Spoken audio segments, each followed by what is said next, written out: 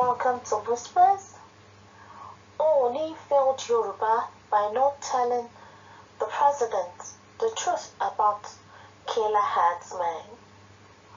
Popular Yoruba activist Sunday Adeyemo, well known as Sunday Igboho, had said that the Ooni of Ife, Oba Adeyeye Ogunwusi, disappointed the Yoruba people when he visited the president over the recent herdsmen crisis rocking the southwest region. The activist stated this at a virtual town hall meeting with Yoruba in diaspora. According to him, the monarch failed to convey the pains and displeasure of the Yoruba people to the president during the visit. Earlier on, it had been reported that Igboho issued a 7-day quick notice to herdsmen accused of crimes in the Barapa area of Oyo State and enforced same. Oba Ogunwusi, after meeting the president, however, urged Igboho not to take laws into his hands. The monarch had said that Igboho had done well to speak for the downtrodden. It was time he allowed the constituted authorities, including the Oyo State Governor Seyi Makinde, to take charge and handle the security challenges in the state. Even up to now, go teach and take charge. Take charge, I thought.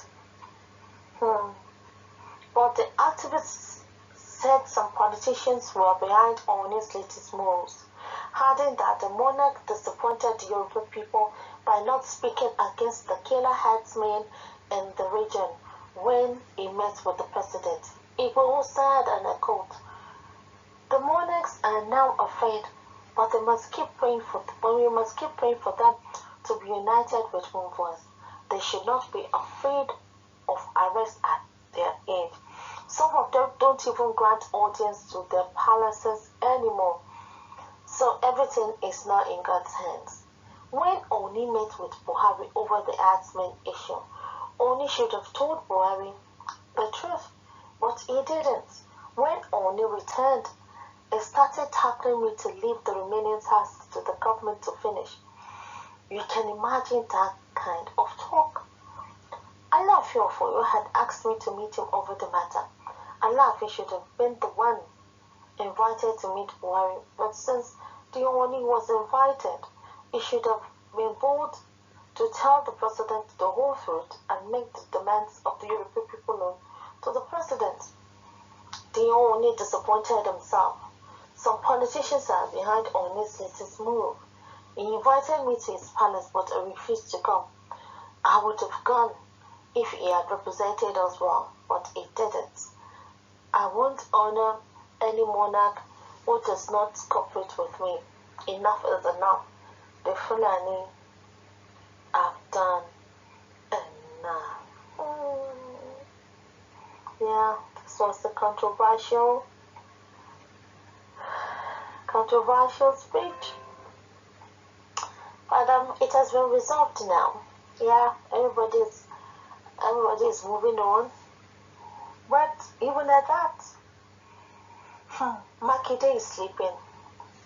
Makinde is sleeping because as event turns out, there has been other events after this, and I don't know, Makinde is slacking. Laura, Makinde Laura, slow coaching, Igbeyara Julo, Igbeyara ju Makinde lo. Ní nǹkan tó yẹ kó ti, kó ṣe gírí, kó take the bull by the horn. After all, he's the governor. He's the governor. Oh gago.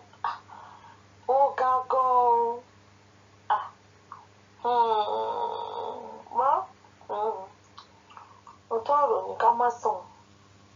Ẹni tá bá lọ lára máa ta. Pẹ̀tẹ̀pẹ̀tẹ̀ dànù ní pọ̀pá ni. Ẹni tó bá ta bá kó lọ tún bẹ̀ ṣe. Kó máa rókì lọ́kàn ní kálukú. Ẹni ṣe é rí, ẹni tí ò ṣe é rí. ẹni finú kan ṣe ẹni tó já lábọ́dé kó máa rókè lọ́kàn wọn. History ò ní gbàgbé ipa tó ní kálukú kó. History ò ní gbàgbé ipa tó. Téèyàn bá ṣe nǹkan wọ́n sọ pé tí ọmọ Ádámọ̀ bá ń ṣàdúrà fún èèyàn tó dẹ̀ jẹ́ pé iṣẹ́ ọwọ́ ẹ̀ ṣe pé ní iṣẹ́ ọwọ́ ẹ̀ máa ṣépè fún. Tọ́mọ Ádámọ̀ bá dẹ̀ ṣépè fún èèyàn tó jẹ́ pé iṣẹ́ ọwọ́ ẹ̀ àdúrà ní iṣẹ́ ọwọ́ ẹ̀ máa ṣàdúrà fún.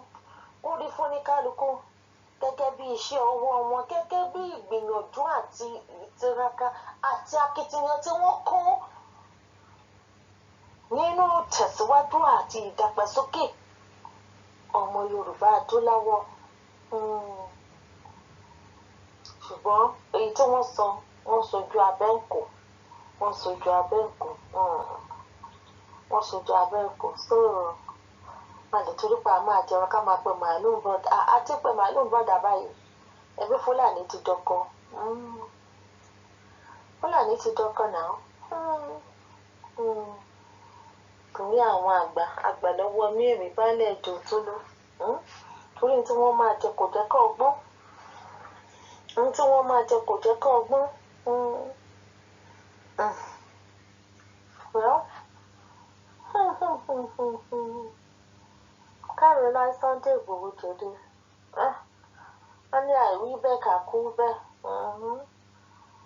Bá àti ẹ̀wà ní ẹ mọ́ bínú aṣá àti sọ nǹkan tá a fẹ́ sọ tó dẹ̀ jóhùn tó ọ̀rọ̀ tó hàn sí tẹrú tọmọ tó hàn sí gbogbo torí pé kí ni ẹni burú mọ́ ó kàn wọ ẹni tó máa sọ fún ni. Míwà tójú bá ń ṣe pé ó yẹ ká yọ báyìí ká fi yan ojú. Ó yẹ ká yọ báyìí ká fi yan ojú. Wọ́n lọ lọ Àbújá o nígbà tí wọ́n ń pa àwọn ará Àbàràpá. Wọ́n ará Àbújá lọ o. Nígbà tá a wá ló tó gẹ́ ìgbà yẹn náà wá gbẹ wọ́n tiẹ̀ lákọ̀ọ́kọ́ wọ́n kọ́kọ́ lọ síbi tí nǹkan ti ṣẹlẹ̀ pé kí ló ṣẹlẹ̀ wọ́n bẹ̀rẹ̀ pé kí ló ṣẹlẹ̀ wọ́n mọ nǹkan tó ṣẹlẹ̀ o kíá wọ́n ti fò Àbújá náà kọ́kọ́ lọ pé kí ni tí nǹkan bá ṣẹlẹ̀ ẹ kọ́kọ́ ibi tí nǹkan ti ṣẹlẹ̀ ló yẹ kẹ́ ẹ kọ́kọ́ kí ló ń ṣẹlẹ̀ o kí ló dé o wọ́n lọ́ọ́bẹ̀ wọ́n béèrè ọ̀rọ̀ ẹ̀dẹ̀ ń lọ ṣojú wa lọ́hùn. Ẹ lọ ṣojú wa náà ẹ ń ṣojú ara yín ẹ ń ṣojú àpò yín ọrọ̀ ajé náà ni àbí àfọ̀dù ẹ ṣe òṣì àṣà àjẹun kò ní sí láti maintain ní lifestyle. Wọ́n ti ní olówó ló ń pa kájà náà. Ẹni tí ò bá jẹun ká náà lè pa kájà kí lẹ̀ ń sọ. Ẹni tí ò bá jẹun ká ní kò lè pa kájà.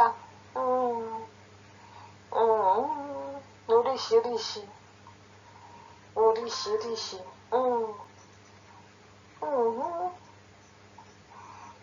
Coffee fashion parade.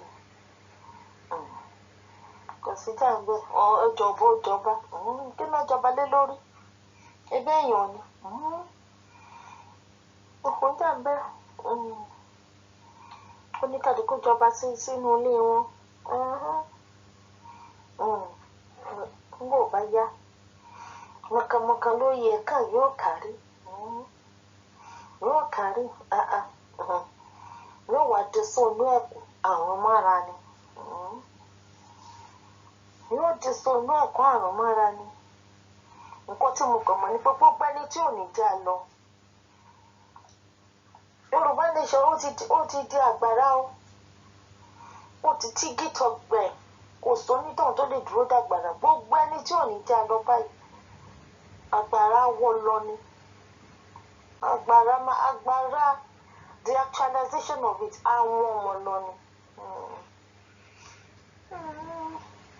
Yes girl àìwí bẹ́ẹ̀ kà kú bẹ́ẹ̀. Nígbà tó rí ọba ti ṣorí kò sígbà tó rí òní dídí náà. Àgbàlagbà bá ti ṣe láńgbáláńgbá. Ọmọ kékeré á jẹ́ tìde. Àgbọ̀ kọ́gbọ́n náà kò kọ́gbọ́n. Ọmọ yẹn àgbàlagbà tó jẹ́ pọ̀ ọpọlọ ọmọ ọdún márùn-ún lọ́wọ́ lórí wọn.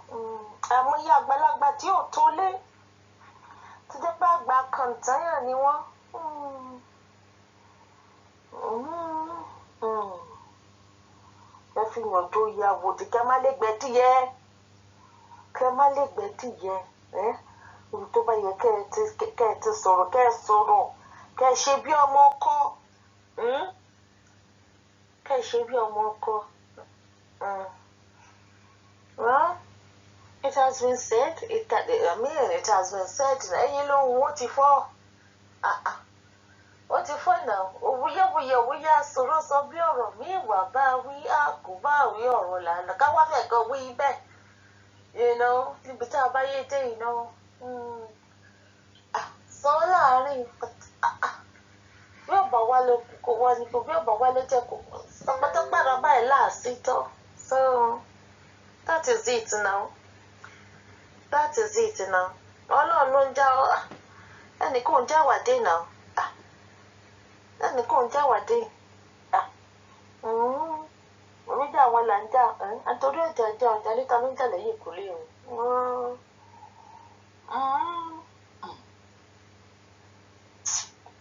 I'll leave this video, guys, until I come your way again. Bye.